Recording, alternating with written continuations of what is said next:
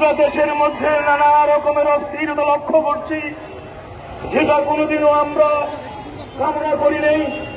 আমরা অত্যন্ত পরিতাপের সাথে, অত্যন্ত দুঃখের সাথে লক্ষ্য করছি, যেটা বৈষম্য বিরোধী আন্দোলনের কোন লক্ষ্য ছিল না, উদ্দেশ্য ছিল না।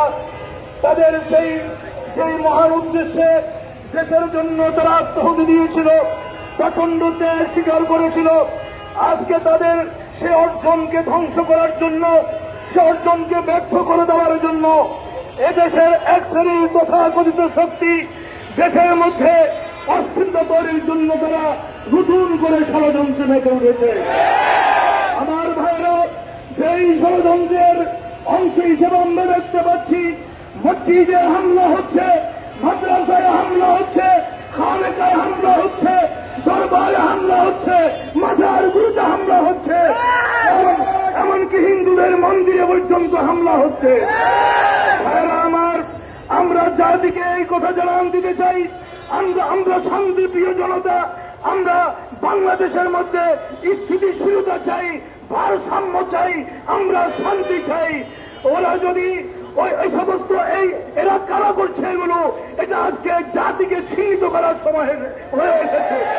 আমার ভাইয়েরা, আমি বর্তমান যে সরকার, সেই সরকারের সাথে কাছে আমি দাবি জানাবো, ওদের কাছে আমি আবেদন জানাবো যে অচিরেই এই অস্থিরতাকে বন্ধ করে দেওয়া হোক।